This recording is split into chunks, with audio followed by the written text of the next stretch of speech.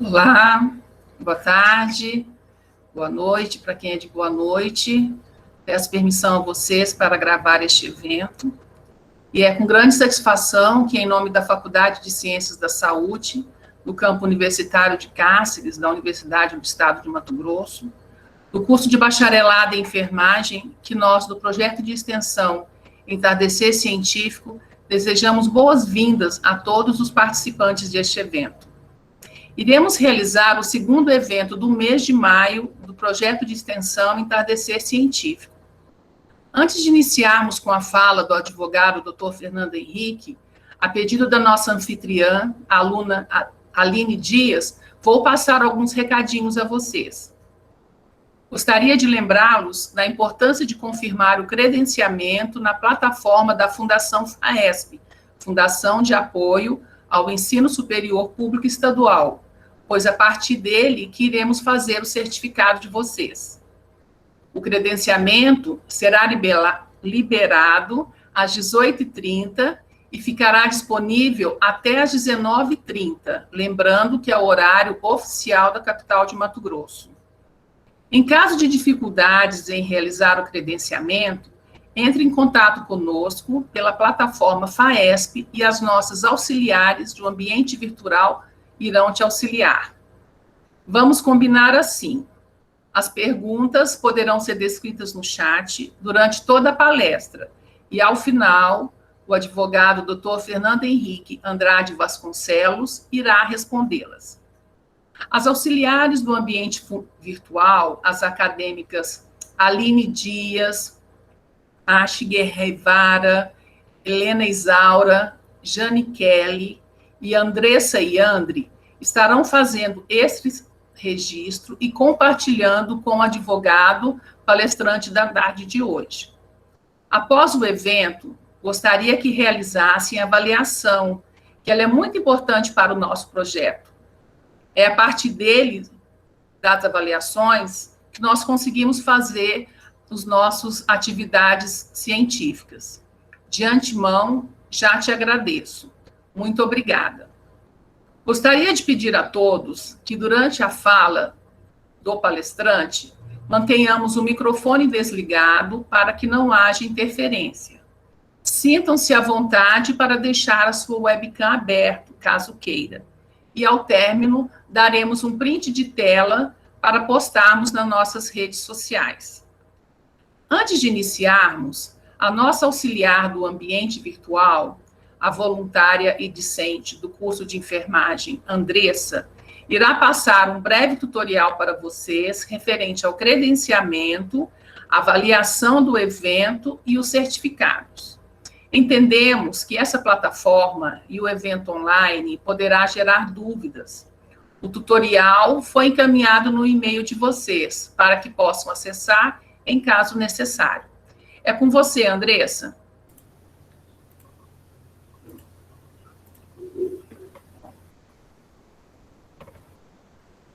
Está compartilhando? Ainda não. Abriu, está abrindo. Fique à vontade. Boa tarde a todos, sou a acadêmica Andressa, voluntária do projeto de extensão Entardecer Científico. Estarei passando o tutorial do EVA FAESP, ensinando a vocês como se faz o credenciamento, a avaliação do evento e como vocês conseguem baixar o certificado de vocês.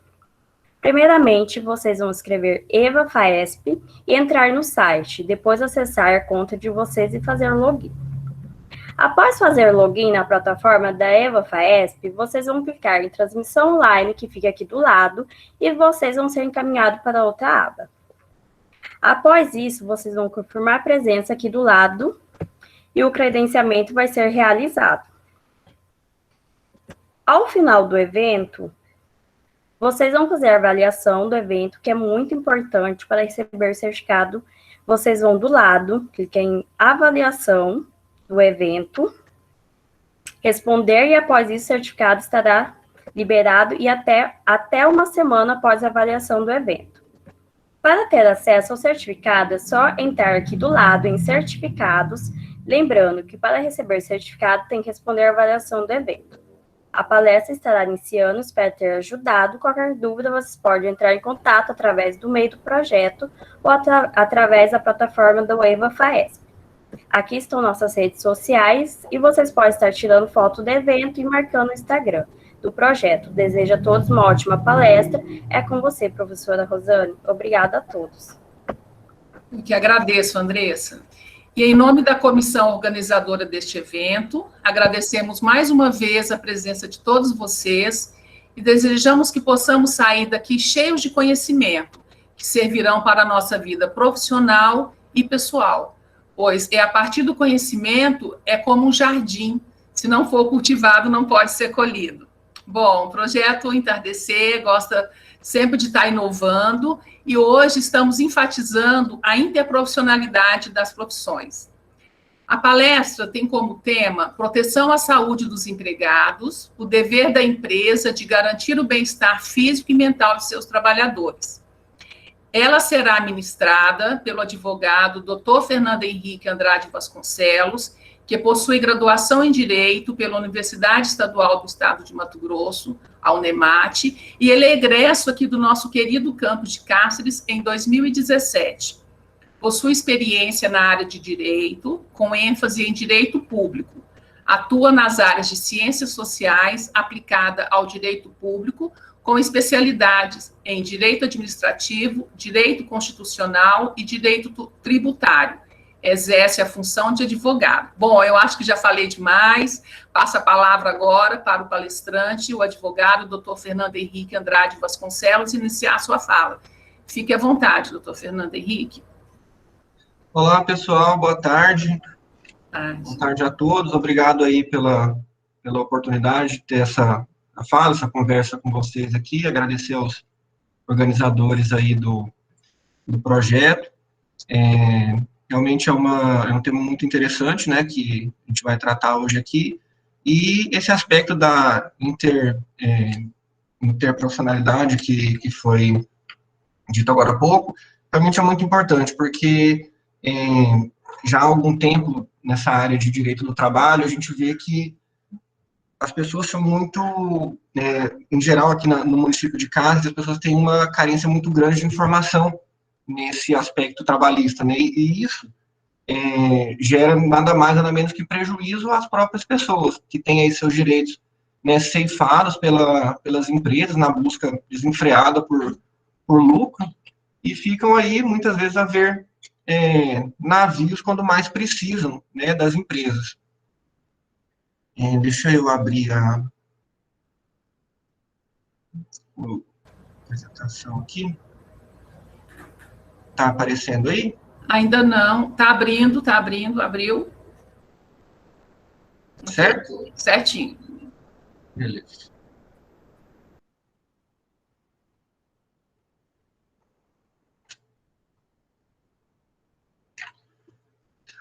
Então, pessoal, hoje nós vamos tratar da proteção à saúde dos empregados, né, o dever da empresa de garantir o bem-estar físico e mental, né, dos seus empregados, ali, dos seus trabalhadores. Para a gente ficar todo mundo na mesma linha aqui nessa conversa, vamos dar uma olhadinha rapidinho nos objetivos, né, que a gente deve alcançar nessa nossa conversa de hoje. Nesse tema, é muito importante que os trabalhadores, né, em geral, que estão no mercado de trabalho, eles saibam identificar não só os direitos, mas as diretrizes de proteção à saúde do trabalhador. Isso porque, muitas vezes, você não precisa saber necessariamente a norma em específico para saber que aquilo que a empresa está fazendo com você está errado. E também saber como se portar nessa situação. Entender as obrigações das empresas na proteção da saúde dos seus empregados, também conhecer as medidas a serem adotadas, acho que isso é um dos pontos mais importantes, adotadas nas hipóteses de descumprimento, e também entender os tipos de doenças e acidentes de trabalho e quais são as obrigações decorrentes, né, tanto para a empresa como para o Estado e para vocês.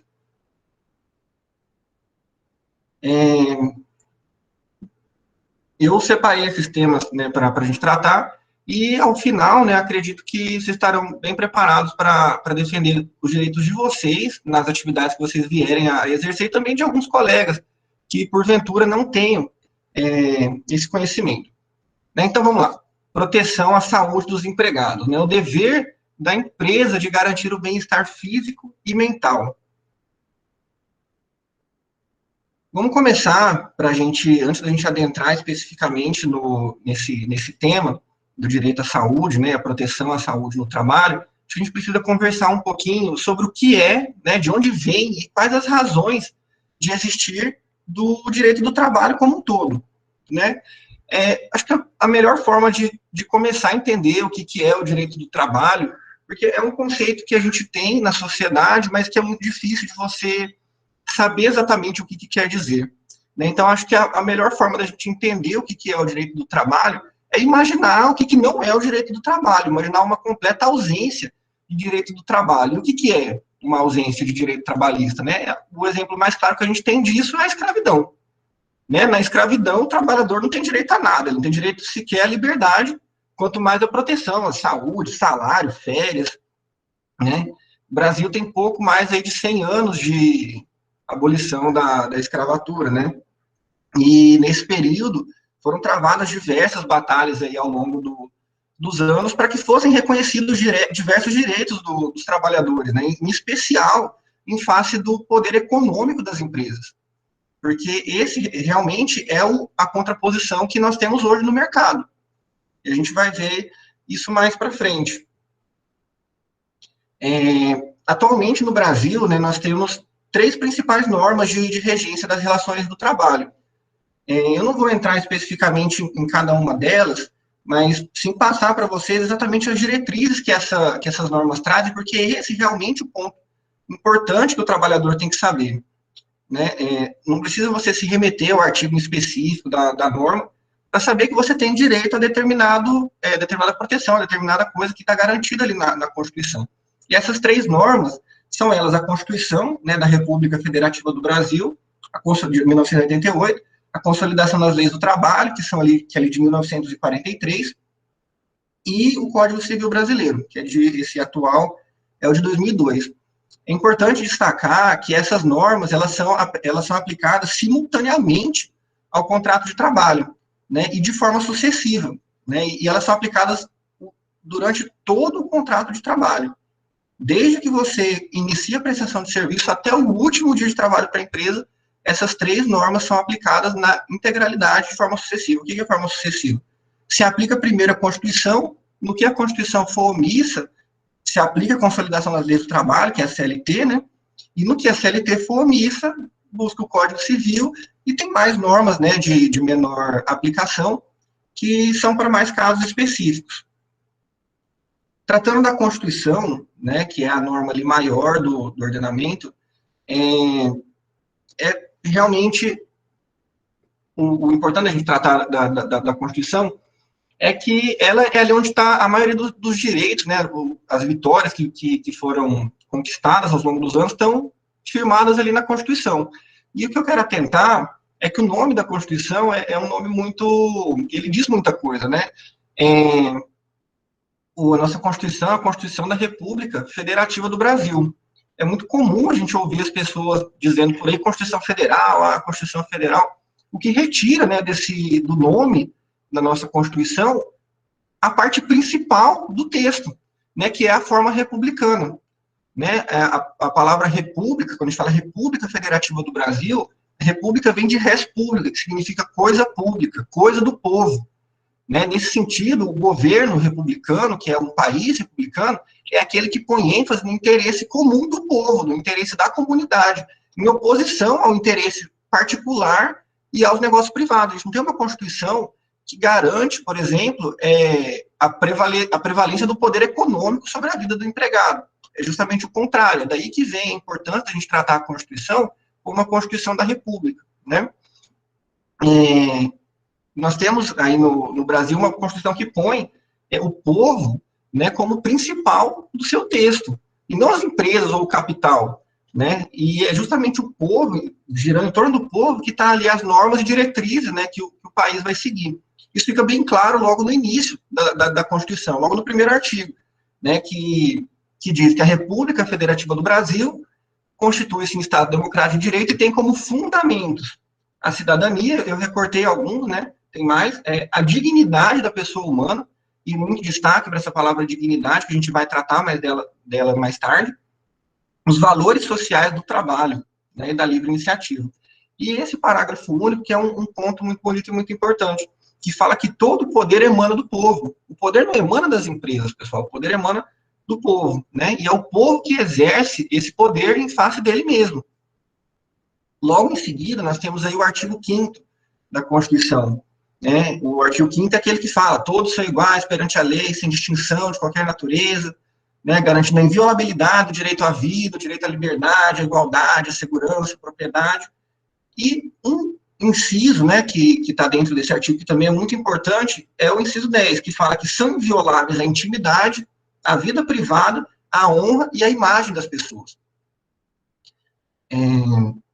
Além disso, né, nós temos aí também o artigo 6º, também logo na sequência. Essa parte inicial da Constituição é uma parte muito importante, todo mundo ter conhecimento, em especial quem está inserido no mercado de trabalho, porque é justamente ali, né, que vai estar a sua proteção contra eventuais arbitrariedades por parte das empresas. No artigo 6 nós temos ali um rol de direitos também, que são essenciais a qualquer pessoa que esteja em território brasileiro, que é educação, saúde, alimentação, trabalho, moradia, transporte, proteção à maternidade e à infância, né? E dentre outros artigos que estão ali estão implícitos dentro desses que a gente acabou de ler.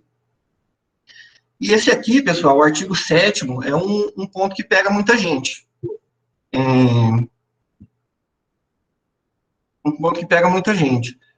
O artigo 7º é onde estão elencados a maioria dos direitos, né, de todos os trabalhadores, né, e é um ponto que todo mundo deve ter pelo menos um conhecimento mínimo, porque é justamente esse conhecimento que vai salvar vocês numa eventual situação de descumprimento e desrespeito por parte da empresa. Nós temos ali no artigo 7º a proteção do salário, das férias, dos adicionais, da jornada de trabalho, para quem faz, né, horas extras, o direito ao repouso. Isso tudo são direitos que são assegurados a todos os trabalhadores, independente da área que ele trabalha, da função que ele exerce, da empresa que ele trabalha. Isso tudo é direito dele, a empresa não pode tirar isso de você. Entendeu? Então é por isso que é importante ter esse conhecimento, ainda que superficial. E os aspectos importantes do artigo 7º é esse: a proteção ao salário, o 13º, as férias, jornada de trabalho, repouso semanal, que é o descanso, né? Proibição à discriminação é um ponto muito importante, que a gente vai falar mais para frente também, e redução aos riscos, né? Redução aos riscos inerentes ali ao trabalho. Uma pergunta, assim, que eu queria que vocês se fizessem: redução ao risco do trabalho, pessoal, é pagar adicional de insalubridade? A empresa pagar a salário de insalubridade, ela está reduzindo o risco do trabalho? Muita gente fala isso, né? Por incrível que pareça, muita gente fala isso, muitas empresas falam isso para os empregados: eu te pago a salário de insalubridade, você não precisa receber EPI nenhum, então esse EPI aí tá bom, porque eu já te pago a insalubridade, o que mais que você quer? Pessoal, não é isso. Já estou falando aqui, adiantando o que a gente vai ver mais para frente, mas a redução aos riscos, ela está mais relacionada, não ao aspecto pecuniário do adicional ali de insalubridade, mas sim a proteção que o trabalhador tem naquela função perigosa, ou insalubre, ou penosa que ele exerce, né? Vocês podem ver que logo na Constituição, ela já resguarda ao trabalhador o direito à proteção ao trabalho, é uma proteção pecuniária para que ele possa ali arcar com um desgaste físico maior, um desgaste mental maior daquela função insalubre, perigosa, né? E isso não exclui a obrigação da empresa de proteger a sua saúde, né, de te fornecer os equipamentos, de te garantir um ambiente sadio de trabalho. Agora, a gente já está falando há algum tempo aqui de trabalhadores, trabalho, empregado, empresa. Uma outra coisa que eu queria que vocês se questionassem: como que vocês definem o empregador de vocês, né? Quando vocês estão empregados para alguém, o que vocês entendem como empregador? E esse realmente é um ponto que gera muita confusão, né, nas pessoas. Nós vemos constantemente aqui no município de Cáceres pessoas que perdem anos de trabalho, né, que poderia contar aí para sua aposentadoria, ou anos de contribuição social, que é o FGTS, né, por não saber de fato quem que é considerado empregador. Agora, já vindo para a segunda norma que a gente falou mais cedo, né, a CLT, ela coloca isso de forma bem clara e específica logo no início da norma. Ela fala que considera-se empregador a empresa individual ou coletiva que, assumindo os riscos da atividade econômica, muita atenção para essa frase, assumindo os riscos da atividade econômica, que ele é um dos pontos mais importantes na hora de vocês entenderem e cobrarem dos seus empregadores o direito de vocês à proteção física e mental. Então, continuando, assumindo sua atividade econômica, admite, assalaria e dirige a prestação pessoal de serviço. Nós vimos, né, então, que o empregador é quem assume, né, os riscos da atividade econômica, que é a empresa individual ou coletiva, que é quem assalaria, que é quem dirige a prestação pessoal do serviço. Né? O empregador é esse, né, quem paga, quem contrata, quem manda. Mas e o empregado? Né, quem que é considerado o empregado? É qualquer pessoa que faz qualquer coisa para você, ou você fazer qualquer coisa para a pessoa, você já pode ser considerado como empregado, ou ela seu patrão? Não, né? A resposta também está bem clara ali logo no início da CLT, artigo 3º da CLT. Considera-se empregado toda pessoa física que prestar serviços de natureza não eventual a empregador, sob a dependência deste e mediante salário. Pessoal, não é porque a sua carteira de trabalho não foi assinada que você não é empregado, né, da empresa. Né? A relação de emprego ela não diz respeito a você trabalhar para o seu empregador apenas, né? Ela diz respeito ao dever e responsabilidade que a empresa tem sobre você, a empresa, o seu empregador, tem sobre você. É um empregado, se você vai ser considerado empregado, toda vez que você prestar um serviço ali de natureza não eventual, o que é não eventual? É quando você tem aquele compromisso de estar ali prestando serviço para a empresa. Não vamos confundir, pessoal, com a lei da doméstica. Tá? Isso é uma confusão que o pessoal fala, porque eu trabalhava só 2 vezes na semana para a empresa, então eu não sou empregado. Não é assim que funciona. Tá? Essa norma de trabalhar 3 dias, né, mais de 3 dias ou mais, é específica para empregada doméstica. Então, sempre que você tiver uma obrigação ali de toda semana, terça e quinta, segunda e quarta, estar na empresa, despendendo seu tempo de forma pessoal para prestar um serviço, você vai ter aquela tutela da empresa. A tutela é a proteção da empresa, a empresa vai ser responsável sobre você, ainda que ela não tenha assinado a sua carteira de trabalho. Certo? É comum, né, a gente ouvir também por aí que para todo direito existe uma obrigação, certo? Vocês acham que essa é uma afirmação verdadeira, né, que para todo direito existe uma obrigação em contrapartida? Realmente essa é uma obrigação verdadeira. Né? Para todo direito que você tem, existe uma obrigação contraposta, né, de fazer aquilo, de garantir para você aquilo que é seu direito. Mas, continuando, vocês acham que é possível, então, que um empregado tenha mais direitos que obrigações dentro de uma empresa? Que ele tenha, assim, possa exigir mais da empresa do que a empresa pode exigir dele? E essa resposta também é sim. Né? E isso vem do fato de ele poder ter mais, e isso, na maioria dos casos, o empregado ele tem mais direitos do que obrigações dentro da empresa, embora não seja isso que a gente veja comumente, né, no dia a dia do trabalho. Isso vem do fato dos direitos e obrigações não saírem da mesma pessoa.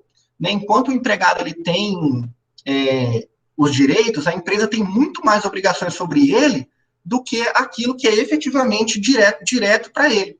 Vamos lembrar lá o que a gente viu na Constituição, né, o que são direitos, né, de todo brasileiro, aí que eu não estou restringindo só os empregados. Todo brasileiro tem direito à cidadania, à dignidade, valores sociais do trabalho, à intimidade, vida privada, honra, direito à imagem, direito à educação, direito à saúde, alimentação, trabalho, moradia, transporte. Esses direitos que a gente viu. Além desse, ainda tem aqueles do artigo 7º, que é salário, férias, proteção ao serviço, né, a dispensa imotivada do serviço. Então, assim, quem presta essas obrigações ao empregado, quando ele de fato está empregado, é diretamente a empresa, pessoal. Esses dispositivos, eles tratam dos direitos do empregado quando ele está na empresa. Além de você ser um cidadão e ter direito essas garantias constitucionais como cidadão, você também tem direito a esses mesmos benefícios como empregado. Afinal, não é porque... Só um instante. Alguém clicou na tela e caiu a apresentação. Você poderia abrir novamente, por favor? Ah, tá. Peraí. Acho que alguém clicou sem querer. Isso, obrigada. Tá aparecendo já? Tá sim, obrigada. Então, tá. Não é, pessoal, porque você é um empregado que você deixa de ser uma pessoa, né? Então, por qual motivo você deixaria de ter direito à educação, saúde, lazer, alimentação, segurança, etc. O que acontece, na verdade, é que, além do Estado ter essa obrigação com você, a empresa também passa a ter essa obrigação diretamente com você. A empresa, né, enquanto o contrato de trabalho está ativo, ela tem dois tipos de obrigação. Ela tem as obrigações com o empregado, né, que é, por exemplo, a obrigação de pagar o seu salário. A obrigação de pagar o seu salário, de pagar suas horas extras, essas são obrigações diretamente para você, ao mesmo tempo que ela tem obrigações diretamente com o Estado, né, que é ali a obrigação de realizar o recolhimento previdenciário, seu, né, mas que é em proveito quem está usando da Previdência Social naquele momento, de realizar o recolhimento do FGTS, e, sobretudo, que é o que a gente mais está tratando aqui, de garantir aos funcionários dessa empresa, né, aqueles direitos ali que estão previstos na Constituição, porque a partir do momento em que a empresa ela se dispõe a explorar uma atividade econômica, ela não explora a atividade econômica à toa, pessoal. Ela explora a atividade econômica para um fim. E esse fim da empresa não pode ser sobreposto aos direitos que estão garantidos ali na Constituição.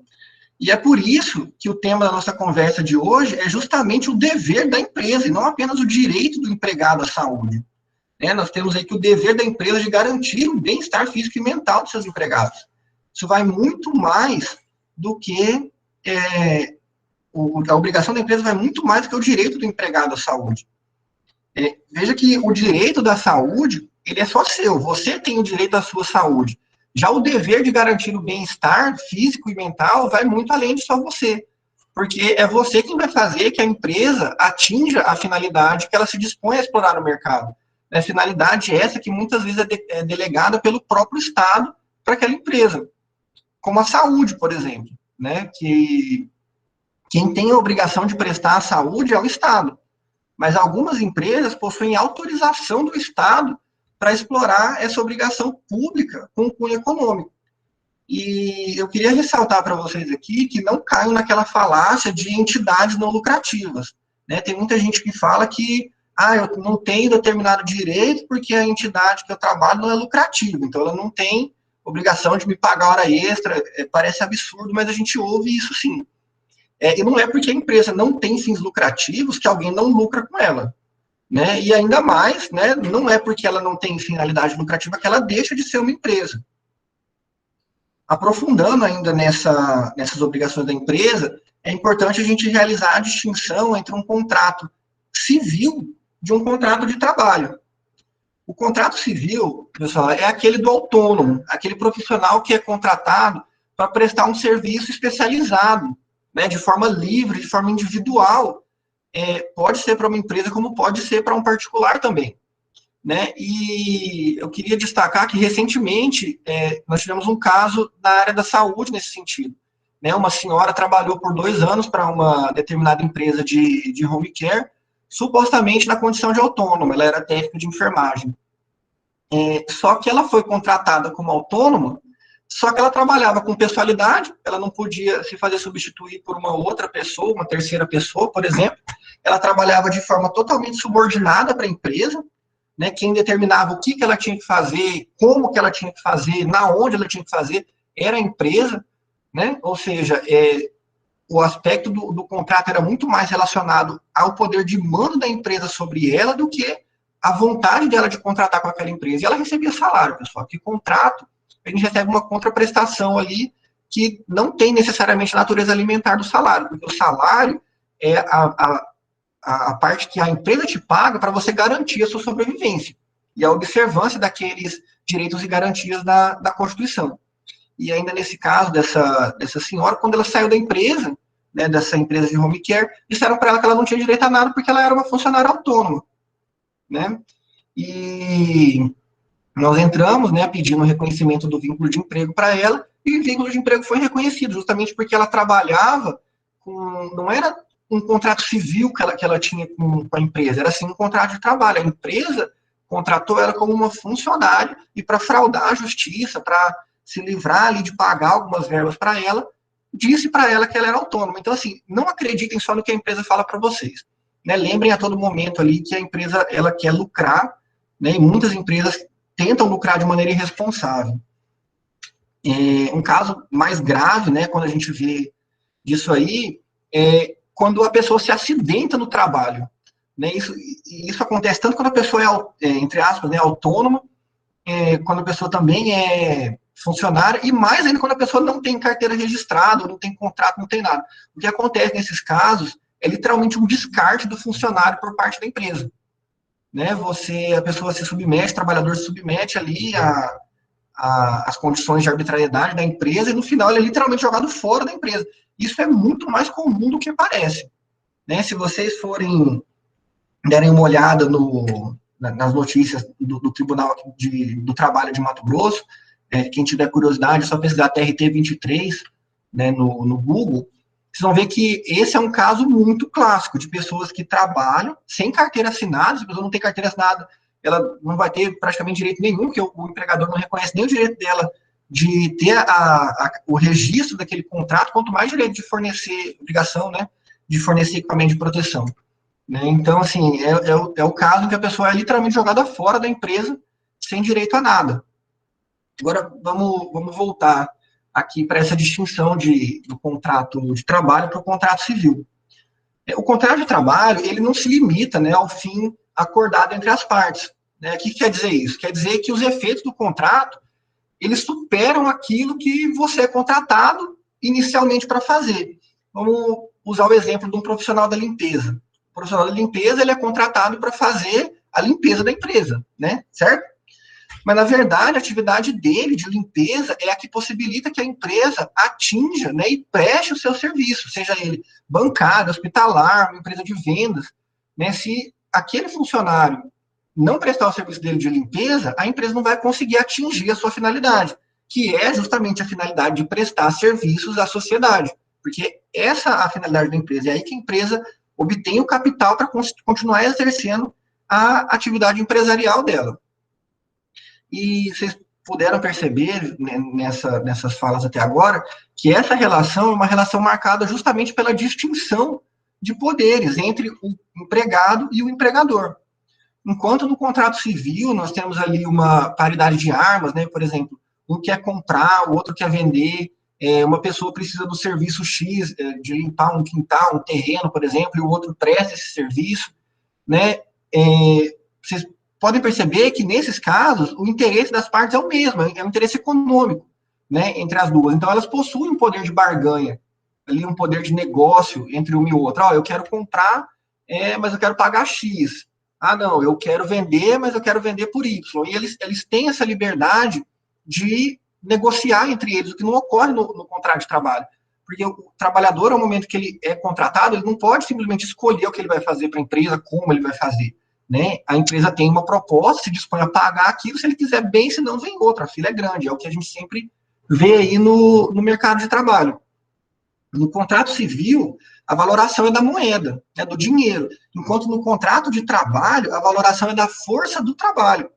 O trabalhador, pessoal, ele vende, na verdade, a sua energia de trabalho, é o seu conhecimento, a sua destreza, a sua habilidade, ele vende uma característica pessoal necessária para aquela empresa, o que é diferente da empresa comprar uma máquina, por exemplo. A máquina, ela vai realizar só aquela atividade para a qual ela é adquirida, né? E tem várias máquinas que fazem exatamente a mesma coisa, o que não é o caso do trabalhador. No contrato civil, né, via de regra, tá, pessoal, isso que eu vou dizer aqui, porque a gente vai estar excetuando os contratos públicos. Mas no contrato civil, os efeitos, em regra, eles se limitam aos contratantes, né, aquelas pessoas ali que estão diretamente envolvidas no contrato. Por exemplo, ninguém vai sentir nenhum efeito se eu comprar a casa da pessoa X ou ela vender para a pessoa Y. Né? Ambas terão satisfeitas ali suas necessidades, que é a necessidade de vender de um lado, a necessidade de comprar do outro lado. Já no trabalho, não. No trabalho, você é contratado para prestar o serviço para uma empresa que, por sua vez, presta serviços à sociedade.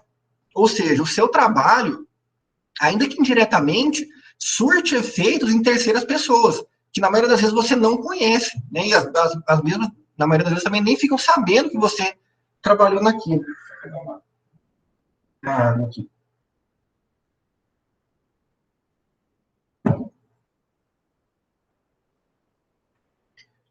Disso, pessoal, a gente pode verificar que o trabalho ele é prestado simultaneamente ao empregador, ao Brasil e à sociedade.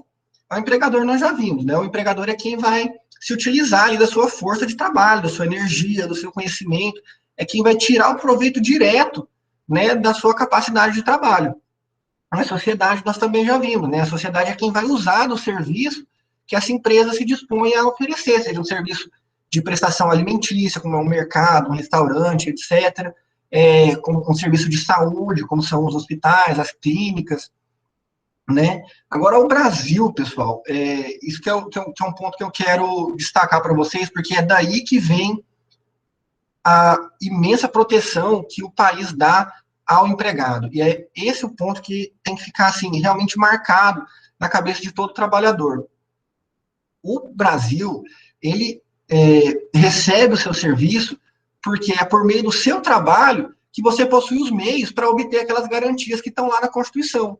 Né, o acesso ao lazer, o acesso à moradia, o acesso à saúde, à segurança, tudo isso é garantido pelo Estado para você. Ou seja, se a empresa não cumpre com as atribuições dela, para o país é a mesma coisa dele próprio estar descumprindo as obrigações com você. Né? É justamente esse o motivo do Brasil ter dedicado tanta proteção aos trabalhadores. O Brasil veio há muitos anos adotando uma corrente ali de protecionismo aos empregados, justamente porque era comum, e ainda infelizmente ainda a prática das empresas se apoderarem totalmente dos direitos do empregado, né, se furtarem ali de pagar ele as horas extras, de pagar ele os adicionais de insalubridade, pagar as férias, né, e é por meio dessas prestações da empresa que o trabalhador ele vai ter acesso a todas as demais garantias constitucionais. O Estado não tem, infelizmente, como prestar diretamente tudo para você. Então, o que ele faz? Ele garante para você que você vai ter meios para acessar aquilo através da empresa que você trabalha. Né? E, por sua vez, ele exige que a empresa garanta isso para você, porque se ela se dispõe a explorar aquela atividade econômica, é porque o Estado autorizou ela a fazer aquilo. Eu gosto de dizer, pessoal, que o país é sempre aquele pai que deixa o filho na creche ou com alguma babá. Né? Ele transfere momentaneamente a obrigação de cuidar da criança para um terceiro. Né? A segurança do trabalho é a mesma coisa. Não é porque você é um funcionário que você deixa, um funcionário de um empregado, que você deixa de ter direito à saúde, né? Que é uma garantia constitucional, certo? O artigo 196 da Constituição fala que a saúde é direito de todos, e dever do Estado. Então, assim, quem deve prestar a saúde, a princípio, é o Estado, né? Então, assim, ao contrário do que muitos pensam, quando você está no trabalho, você passa a ter mais um responsável pela sua saúde. Né? Além do Estado ser responsável por garantir a sua saúde, porque é um direito seu e um dever dele, a empresa assume aquela responsabilidade do Estado ao se dispor a prestar o serviço empresarial, né, a explorar alguma atividade econômica. Então, a obrigação de prestar a saúde, ela passa do Estado para o empregador, que, por sua vez, passa para o empregado. Para afirmar esse conceito, né, de uma maneira bem fácil e simples, é só a gente lembrar que a empresa, ela busca o lucro, né, ela busca o dinheiro, ela busca a moeda. E o trabalhador, no trabalho, ele busca condições de vida com o seu trabalho. Né? E a vida, pessoal, todo mundo sabe que vale muito mais do que o dinheiro. Né? Afinal, a vida todo mundo tem só uma. Já o dinheiro, a gente ouve, né, é uma coisa comum, que a gente trabalha e sempre ganha mais. Recebendo aí, né, essas atribuições do Estado, a gente vê que a empresa, ela tem o dever de proteger o empregado. Isso é dever de proteção, é uma proteção, é um dever de prevenir de todo e qualquer mal, pessoal. E realmente é todo e qualquer mal mesmo. Não é só aquele mal diretamente relacionado ao trabalho. Muitas vezes você, como é o caso de pessoas que prestam serviço ali de segurança, ela não tem que estar protegida só dentro da empresa. A empresa tem que garantir para ela também a proteção contra terceiros que, porventura, queiram praticar algum ilícito contra aquela empresa. Por quê? Porque a empresa, quando ela se insere nesse mercado, um outro exemplo que eu queria ter dado juntamente com a empresa são os casos dos motoristas. Né? Quando a empresa se dispõe a explorar essa atividade econômica, de segurança, de transporte, ela tem conhecimento dos riscos da empresa, do risco daquela atividade econômica. Né? E é por isso que a gente disse lá logo no começo, no artigo 2º da CLT, que a empresa quem assume os riscos da atividade econômica, não é o empregado. Em hipótese alguma, você vai ser responsável por garantir a sua própria saúde dentro da empresa. Claro que você tem a obrigação de usar os equipamentos de proteção, de respeitar as normas, mas quem tem a obrigação de te fornecer meios para que você não se machuque, não adoeça no trabalho, é a empresa. Isso é muito comum, a gente vê muito aqui no município de Cáceres, as empresas que exigem, e agora, nesse período da pandemia, isso aconteceu bastante, as empresas que exigem que o trabalhador adquira os meios para exercer a sua função. Né? Às vezes exige que ele compre máscara, aquele protetor face shield, compre álcool em gel. Pessoal, isso quem tem que prestar é a empresa, né? Porque é ela quem está explorando a atividade econômica. Né? É ela quem está se beneficiando imediatamente do seu risco ali de estar exposto a uma contaminação pela Covid ou até mesmo de um outro acidente de trabalho. Justamente esse é o dever de prevenção da empresa, né? A empresa ela tem o dever de proteger e de prevenir que qualquer coisa aconteça com você. E nos casos em que ela descumpre, a empresa ela deve, né, adotar todas as medidas de recuperação necessárias. Porque se você se lesionou no trabalho, foi direta ou indiretamente por responsabilidade da empresa. Né? São raríssimos os casos em que um acidente, uma doença ocorre por culpa exclusiva do funcionário. Muitas vezes a empresa trata como isso, mas é porque ela não deu um curso, né, de especialização, de segurança do trabalho para aquele funcionário, não explicou como que usa determinado EPI da maneira correta, e aí, por conta disso, o empregado acaba ficando, embora receba ali o material, ele fica desprotegido, é como se ele não tivesse com aquele equipamento de proteção, ele está completamente desamparado. Né? Isso tudo compõe o que a gente chama de meio ambiente do trabalho.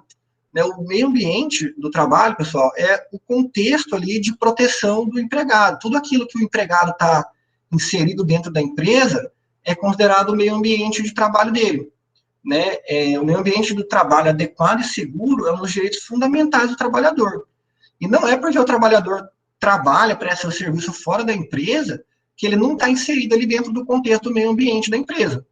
Né? Se ele é um vendedor externo, se ele é um agente de saúde que tem que ir a domicílio, né, para atender, claro que isso é mais fictício, uma ficção jurídica que a gente fala, né, mas a empresa ela vai com o empregado até onde ele presta o serviço. Né? Então, assim, no momento que o trabalhador está prestando o serviço, seja na rua, seja na casa de um paciente, de um cliente, a empresa está ali com ele. Então, se algo acontecer ali, ele está realmente amparado pela empresa, deveria estar. Né? E é importante a gente lembrar nesses casos que quem determina o trabalho externo é a própria empresa. Né? Então, ela não pode se valer dessa exigência dela para se isentar de alguma obrigação relacionada a uma doença que o trabalhador veio a contrair ou de algum acidente que o trabalhador veio a sofrer. E voltando também naquilo que a gente disse que o Estado ele também é muito interessado, porque quem tem a obrigação de prestar a saúde primordialmente é ele. Quando a empresa desrespeita, pessoal, as normas de segurança do trabalho, de proteção ao empregado, e o empregado vem a adoecer, vem a sofrer um acidente, quem que paga essa conta? não é a empresa. Né? Quem paga essa conta somos nós, né? Somos nós que bancamos a Previdência, são os trabalhadores que estão ali na ativa. Aquele trabalhador machucado, por culpa da empresa, ele passa a ser um encargo ao poder público, através do SUS, dos programas de assistência previdenciária, dentre outros. Né? A proteção ao empregado, ela não é diretamente só ao empregado, ela também é para todo o sistema de saúde nacional e também ao econômico, porque uma pessoa que está doente, que está machucada, ela não consome, né? Ela não gera renda para o país, ela não cresce financeiramente, ela não consegue atingir aquelas metas ali que são as diretrizes constitucionais, né? Ela não nem mesmo contribui para a evolução do país. E é claro que não é isso que o país quer, que o país busca, né? Quando ele autoriza uma empresa a exercer uma atividade econômica. Então, o que a gente pode tirar disso, pessoal, é que o respeito ao direito do meio ambiente equilibrado implica necessariamente na defesa do direito à vida do empregado, né, que é o mais básico dos direitos fundamentais. A Constituição, ela busca primordialmente tutelar a vida, né, dos cidadãos, de quem é abrangido aqui pelo território nacional. Então, realmente é o direito básico à vida que gera a empresa toda aquela obrigação de tutelar a saúde, porque sem saúde vai prejudicar a vida do empregado, de pagar a ele as verbas, né, previstas lá na CLT e também na própria Constituição, porque é a partir dessas verbas que o trabalhador vai atingir esses objetivos que o país procura. E eu sei que muita gente deve estar pensando aí, beleza, amigo, legal isso tudo aí que você falou, mas lá na empresa, que é onde o povo desce a lenha o dia inteiro em mim, como que funciona isso aí, né? Tenho certeza que tinha gente pensando isso aí, é aquele famoso onde o filho chora e a mãe não vê, né? Vamos lembrar, eu gosto de falar isso sempre quando alguém me pergunta alguma coisa relacionada à proteção do trabalho, que quem escolheu abrir a empresa, pessoal, não foi você, não é o empregado que escolhe abrir a empresa, né? Vocês lembram lá do conceito do empregador, que a gente disse que quem assume o risco da atividade econômica é a empresa, né? Então, essa obrigação ela não pode ser transferida para o empregado, né? Vejam que o Estado, ele autoriza a abertura da empresa, e para isso a empresa tem que cumprir alguns requisitos legais. O que ocorre é que muitas vezes os empresários ou quem quer exercer uma atividade empresarial de forma irresponsável, isso que eu estou dizendo é diferente daquela empresa que abre, né, e porventura vem a não conseguir adimplir com suas obrigações, né? A gente está tratando aqui das empresas que deliberadamente se esquivam de pagar os funcionários as verbas deles. Tem funcionário que trabalha 8 anos na empresa, 9 anos, 10 anos na empresa, para depois ver que não foi realizado um depósito de FGTS sequer, né, do empregado, enquanto está ali todo mês abatendo da remuneração dele o valor relativo ao FGTS, né? Então, assim, o que ocorre é que essas empresas fraudam documentos, fraudam relatórios para se abrir, se consolidar no mercado, uma empresa que não tem condição nenhuma, né, de ter nenhum funcionário, não tem condição nenhuma de exercer uma atividade empresarial responsável, porque a atividade empresarial, sobretudo, como a gente viu, ela tem um aspecto social, né, porque ela tem um aspecto de prestação de serviço à sociedade. Então, às vezes, ela não tem condições de prestar nem isso de maneira adequada. Quem dirá de prestar as garantias constitucionais a um dos seus empregados. Então, pessoal, é obrigação da empresa, isso eu digo, não é condicionado a nada, não precisa ter. Às vezes as pessoas também ficam na dúvida, mas eu não tenho ali um contrato de trabalho, não tem escrito falando que eu tenho que trabalhar 8 horas só por semana, ou 44 horas semanais, eu trabalho lá 10, 12 horas por dia, e o empregador falou que me contratou para isso mesmo. Pessoal, não é assim, né? A lei, ela se aplica para todo mundo, né? Independente de estar ali no papel que você deveria cumprir aquela jornada ou não. E, inclusive, se tiver no papel, isso é praticamente inexistente para fim jurídico. A empresa pode colocar que você é obrigado a trabalhar 15, 16 horas por dia, sem intervalo para alimentação, com 10, 15 minutos ali para comer. Isso acontece, tá? Eu estou dizendo porque é muito comum também esses casos de funcionários que trabalham ali em jornadas extremamente exaustivas, né? E a empresa fala, não, eu te contratei para isso mesmo, você não tem direito a nada. e muita gente, por desconhecimento, acaba acreditando, né, nessas falácias aí das empresas. Então, assim, é obrigação da empresa fornecer os EPIs próprios e adequados ao risco, né, evitar a sobrecarga física e mental dos seus empregados. Isso realmente é muito importante, pessoal, porque antes do funcionário se acidentar, ele tem uma fadiga mental, né, e é por isso que o nosso tema aqui envolve a proteção à saúde mental. Nós estamos com um caso agora que trata bem isso, né, a funcionária da empresa era forçada a trabalhar ali praticamente 14 horas por dia. Eles estavam, os proprietários da empresa se valiam, porque ela era uma funcionária muito responsável, sempre gostava de puxar a responsabilidade para ela, e os empregadores dela se aproveitavam disso para quê? Para atochar cada vez mais trabalho nela, porque se ela fizer o serviço de 2, 3 funcionários, são 2 ou 3 salários a menos que eles têm que pagar, né? E eles pagavam para ela basicamente o salário e falaram, não, é para isso que a gente contratou você. O que aconteceu? Essa empregada já está há 2 anos afastada por transtorno de síndrome de Burnout, né, que é aquela síndrome de esgotamento profissional.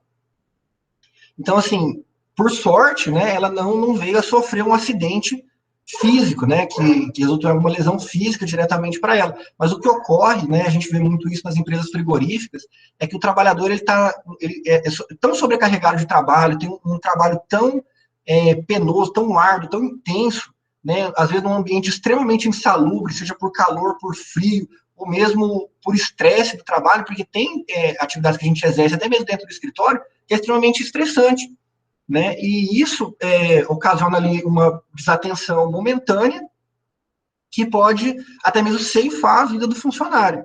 Então, essa é um aspecto que vocês têm sempre que ter em mente, né, que é a obrigação da empresa, a obrigação dela, evitar a sobrecarga física e mental dos seus funcionários, porque isso está diretamente ligado à saúde e à qualidade de vida daquele trabalhador.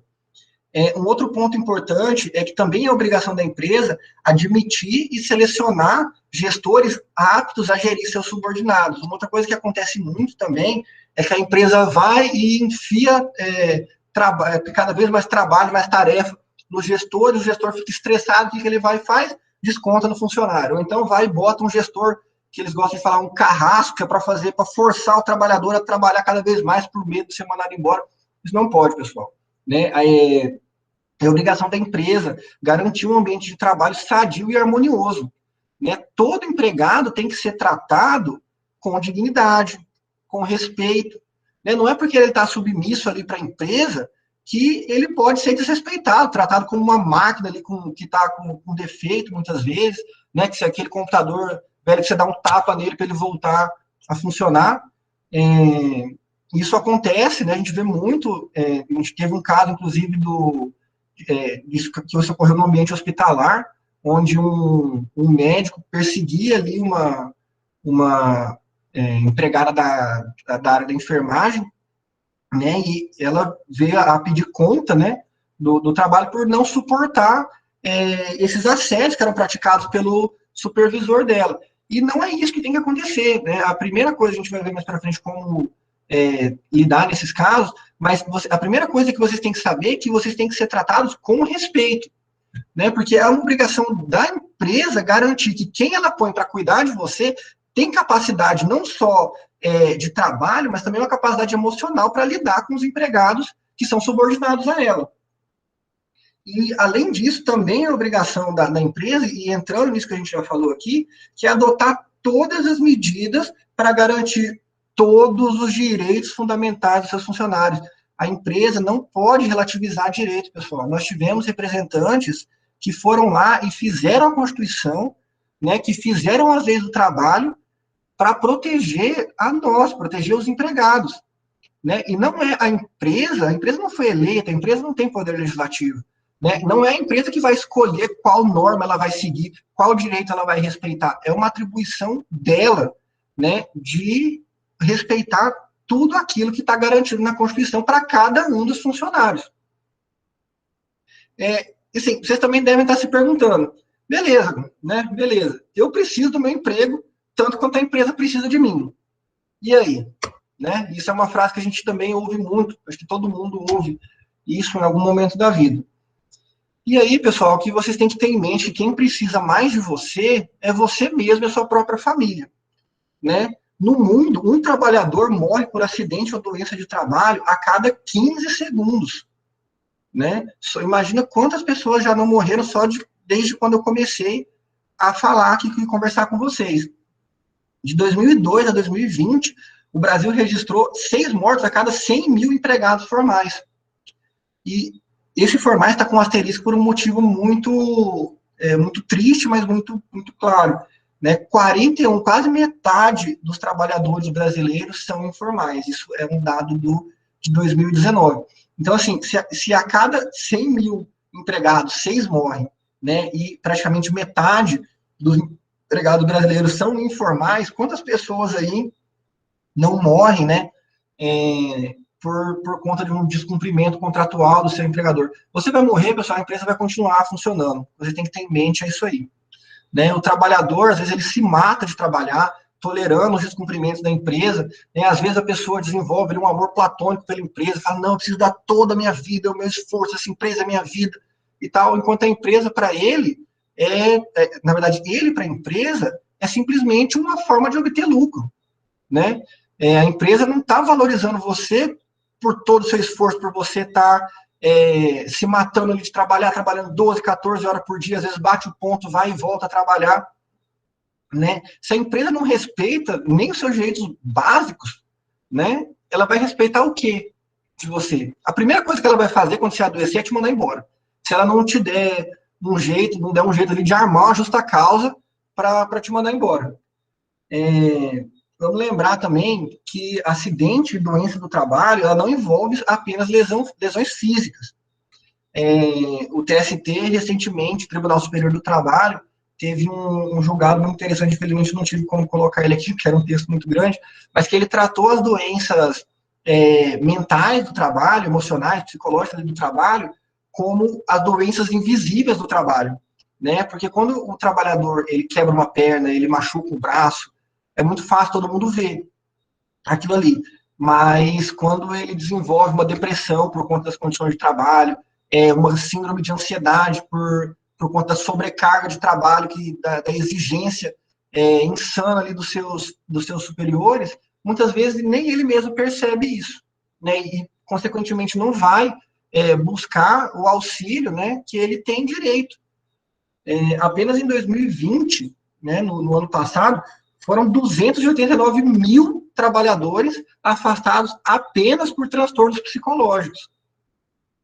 E aí, uma coisa que vale a pena a gente destacar é que as ocupações mais informadas no registro são ali técnicos de enfermagem, faxineiros, auxiliares de escritório, porque são realmente aquelas funções que têm mais supervisores que as outras.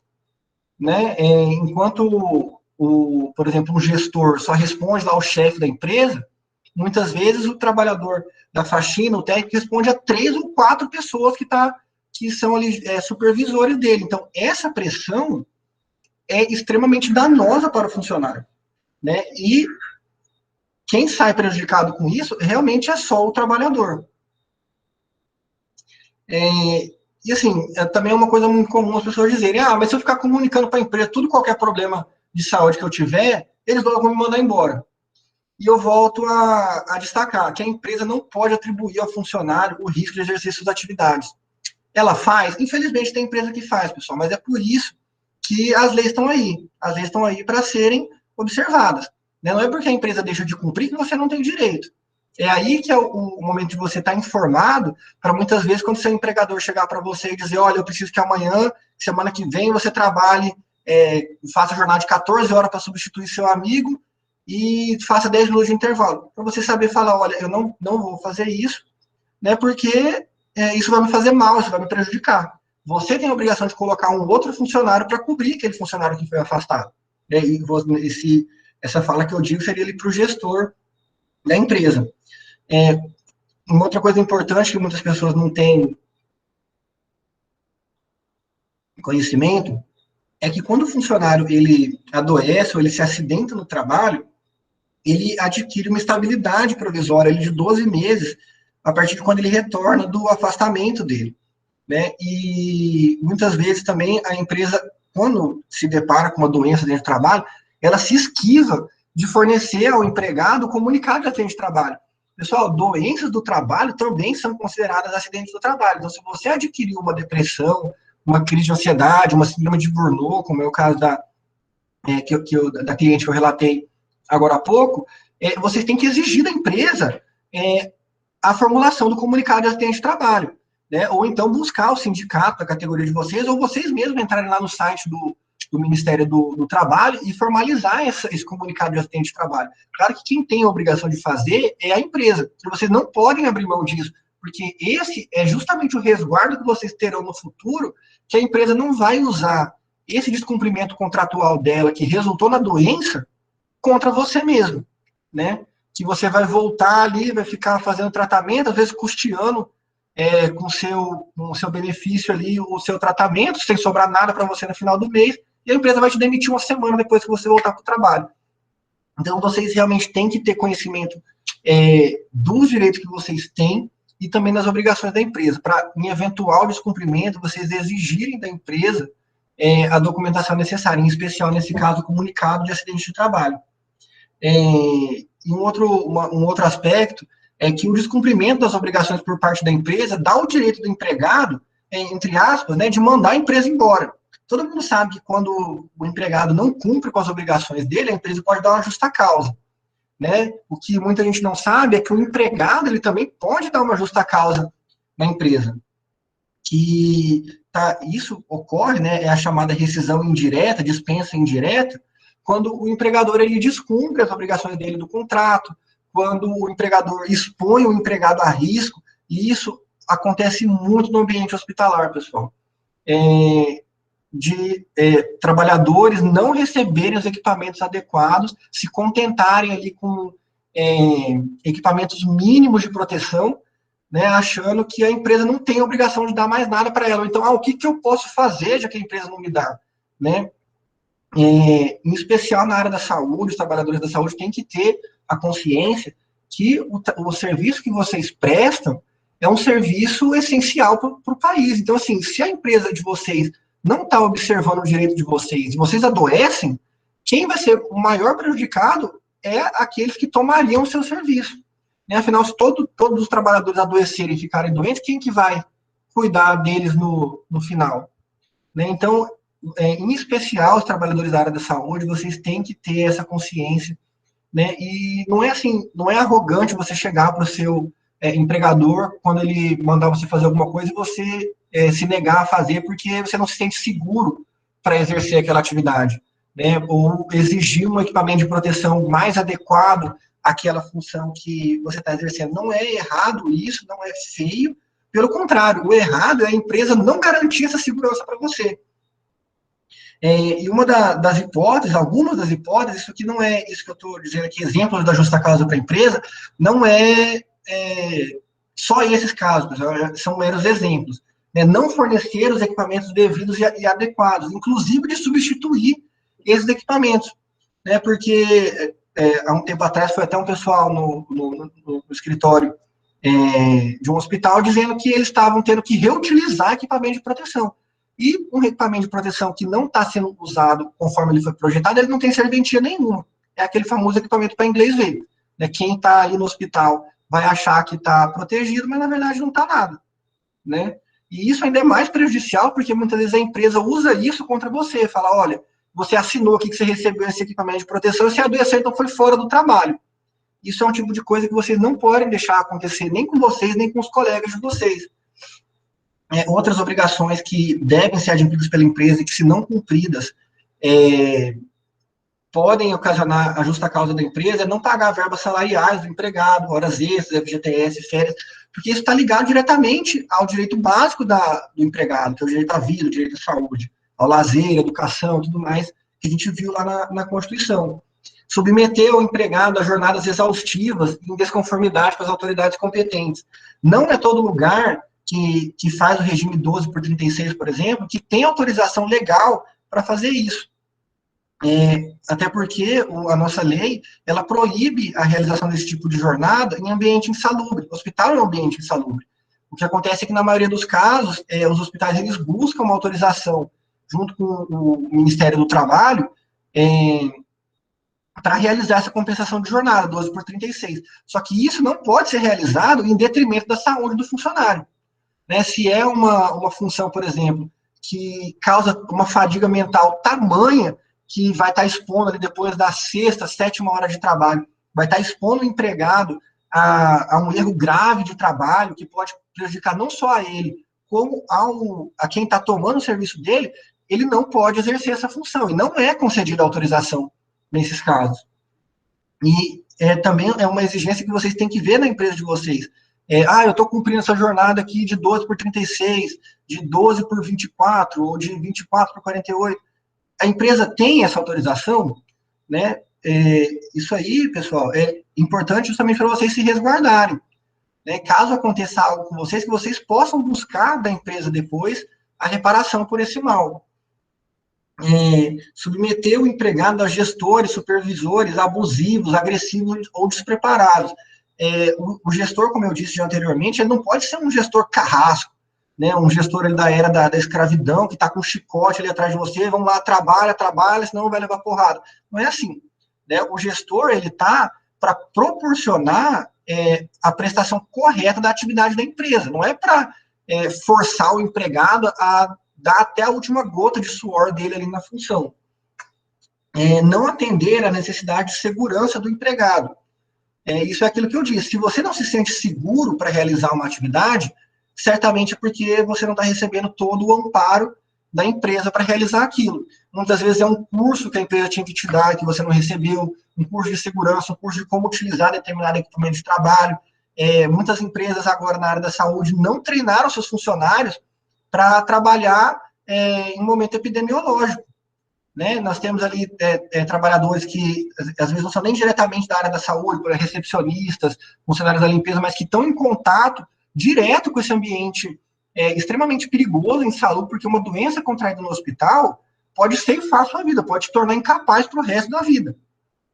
Né? E que não receberam instruções mínimas de como se resguardar, não sabe usar a máscara corretamente, não sabe o que deve ser evitado, como que deve ser feito o contato ali com o paciente. Isso também entra também em não garantir as condições de higiene ao trabalhador. Banheiro, pessoal, empresas que não possuem banheiro, isso é uma falta extremamente grave da empresa, né? Ela está desrespeitando as necessidades básicas do ser humano. E não compete ao empregado ir no vizinho, ir em casa, né? Tem empresa que não dá nem água filtrada para os empregados. Então, assim, isso são obrigações da empresa, não é você que tem que suprir a necessidade da empresa, porque, como eu disse, quem se dispõe a explorar a atividade econômica, quem se insere no mercado de trabalho, quem toma a decisão, não, eu vou abrir uma empresa porque eu quero lucrar com isso, porque eu quero explorar isso, é o empresário, não é o empregado. Né? E é por isso que a CLT e a Constituição, elas garantem ao funcionário o direito de postular na justiça, de pleitear na justiça, de pedir na justiça, essa justa causa da empresa, porque o empregado ele não é obrigado a se submeter a algo que pode lhe prejudicar. E, como eu disse, isso não são, assim, taxativos, né? Não são só essas hipóteses. Todas as hipóteses de violação que forem de encontro ali aos direitos e garantias básicas do empregado, aqueles que a gente viu lá na Constituição, eles são passíveis de ensejar uma responsabilização da empresa por aquele mal que foi causado ao funcionário. E como que o funcionário deve proceder, né, nesses casos? Cobre da empresa, pessoal, os EPIs adequados à sua função, inclusive os treinamentos sobre como utilizá-los. Né? Reporte aos seus gestores, gerentes, quaisquer condutas agressivas, assediadoras, por parte dos seus superiores. Isso eu falo em especial para as mulheres. Não tolerem minimamente o assédio. Né? Muitas vezes é aquela brincadeira, né? A gente vê muito isso na mídia, né? Aquela brincadeira ali maliciosa de um gestor. Isso não pode ser tolerado, porque o Brasil já vem há muitos anos buscando erradicar essa prática no trabalho, essa perseguição às mulheres no mercado de trabalho. Né? E acontece muito isso no âmbito hospitalar. Né? A gente vê ali como que eu posso dizer, um menosprezo, né, de alguns trabalhadores por por médicos, por gestores, por gerentes hospitalares, e usam, às vezes, características do funcionário para tirar sarro dele. Isso não pode ser tolerado, né? Isso não pode ser tolerado nem só por você, mas também por aqueles outros que vão se identificar com o assédio que você vem sofrendo, né, e que vão sofrer diretamente com aquilo, né? E de preferência, pessoal, essas notificações que vocês fizerem para as empresas, façam por escrito ou na presença de outro funcionário. A empresa não é sua amiga, né? Numa eventual demanda aí, se você for assediado ou sofrer um acidente, a empresa ela vai se negar a fazer qualquer coisa por você. É porque a empresa busca o lucro, aquilo que a gente viu anteriormente. Tenha conhecimento sobre os riscos relacionados ao seu local de trabalho e comunique imediatamente à empresa, caso não se sinta seguro para realizar determinada atividade. Às vezes é um conhecimento mínimo, né? Você parar para ler quais são ali as atividades que você vai exercer, quais são o tipo de contato que você vai ter com um agente perigoso, um agente insalubre, que isso pode salvar a sua vida e a sua saúde.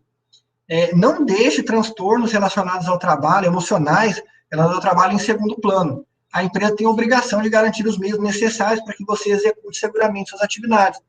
Isso envolve acompanhamento psicológico? Envolve, né? Quem está aí exercendo atividades de alta carga mental, de alta carga emocional, mais cedo ou mais tarde vai ter algum problema ali relacionado à pressão que ela suporta diariamente no trabalho. Né? Afinal, até as máquinas mais bem elaboradas precisam de ser lubrificadas, de passar por um procedimento de revisão, e o ser humano não é diferente disso. Né? Então, é realmente obrigação da empresa prestar esse auxílio, tanto físico como emocional, ao empregado. No caso de suspeita, né, de uma doença do trabalho, seja ela física ou mental, comunique imediatamente à empresa e procure um médico especializado. A empresa deverá custear ou te ressarcir todas as despesas com o tratamento. Muitas vezes a pessoa está sentindo ali uma angústia, um problema que ela sabe que ela não tinha antes, né, e ela simplesmente ignora, não é nada, vou deixar isso para depois. Isso vai acumulando, até chegar ao ponto de você desenvolver uma doença grave que te incapacite de exercer a sua função. Né? E isso tudo, como eu já disse várias e várias vezes, é obrigação da empresa. Você não está pedindo nada para a empresa além do que ela tem a obrigação de fazer por você. E em qualquer atividade que vocês forem exercer, pessoal, o momento de ter segurança, né, é agora. Depois que você adoece, né, depois que você machuca, né, a empresa, eles vão ver isso, vão ter conhecidos que passaram por isso, familiares que passaram por isso. Depois que a segurança é negligenciada e acontece alguma coisa grave, né, o único prejudicado é o empregado. A empresa continua funcionando, muitas vezes o empregado não busca justiça, a empresa continua lá, e ele está incapacitado, perdeu ali sua fonte de trabalho, sua fonte de renda, quem sofre prejuízo é ele e a família dele, por algo que era dever da empresa ter cumprido. Beleza? Se alguém tiver alguma dúvida. Tá joia. Muito obrigada aí, doutor Fernando Henrique. Foi muito bom receber essas informações, né? Eu me vi em muitas situações, né, na profissão da enfermagem, na área de saúde, essa questão da sobrecarga de trabalho, né, da carga horária exaustiva, da sobrecarga mental, da questão dos usos dos EPIs, né, no nosso projeto. Essa já é a terceira palestra que a gente tem dado esse enfoque na segurança do trabalho.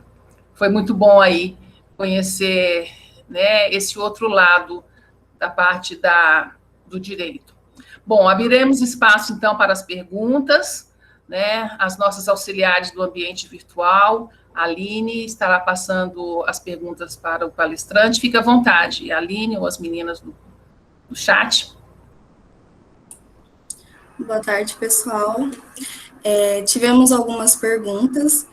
A primeira é: se o profissional trabalha há 20 anos em uma empresa e ela declara falência, todos os trabalhadores saem sem nenhum direito? Não, isso também realmente é uma coisa que pega muitas pessoas desprevenidas.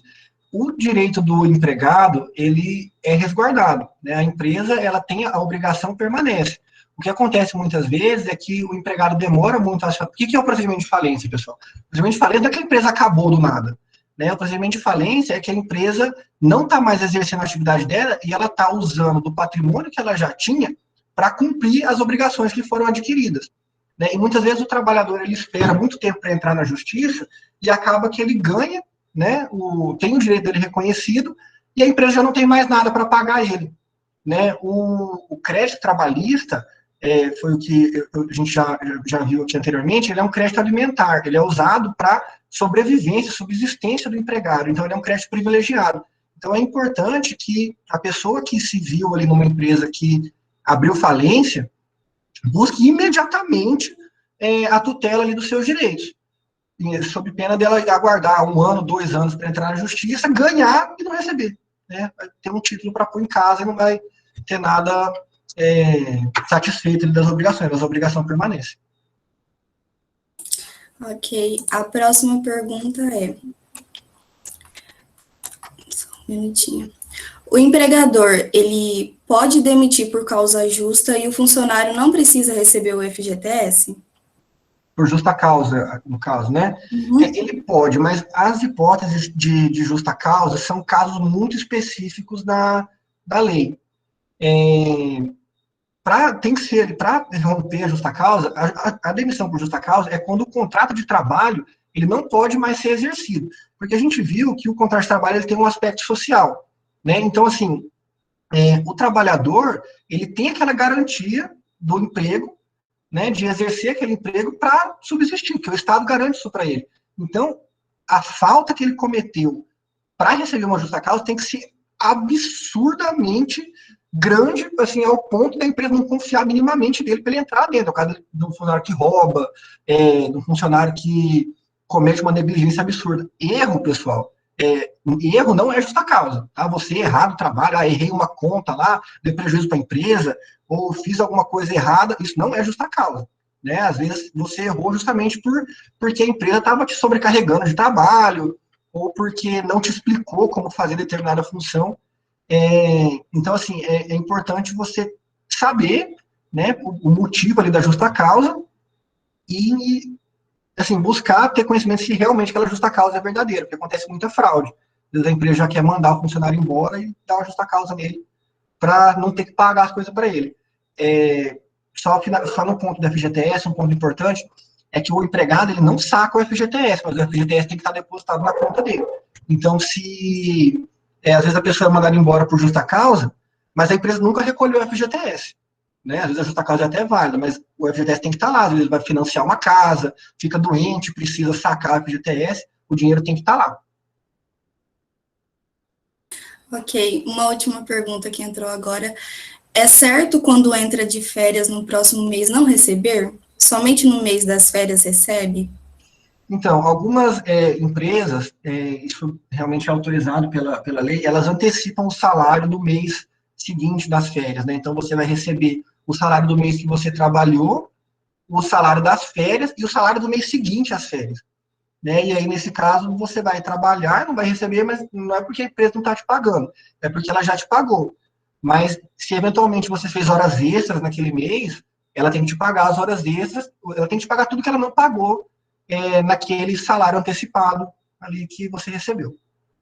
Salário é sagrado, tá, pessoal? O salário nunca fica para trás. Mesmo que receba justa causa, o salário você sempre recebe.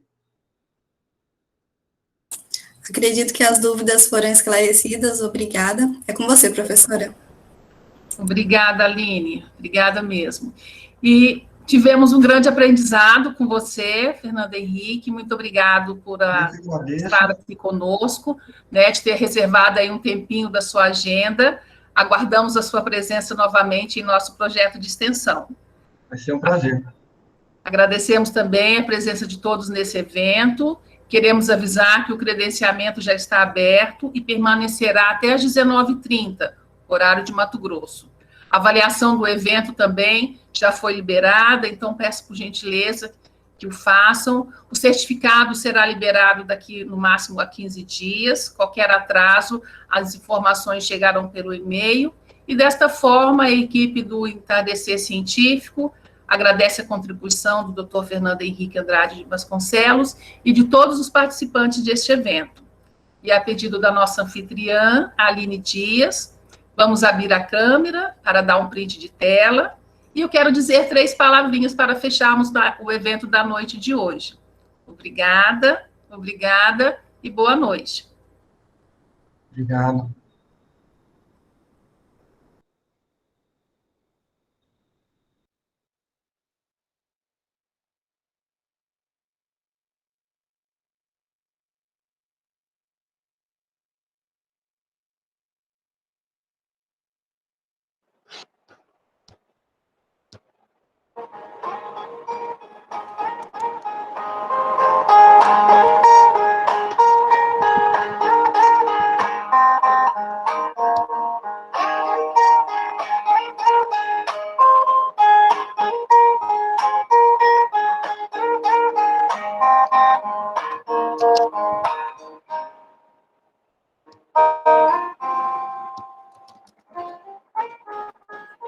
Obrigado a todos aí, pessoal, pela atenção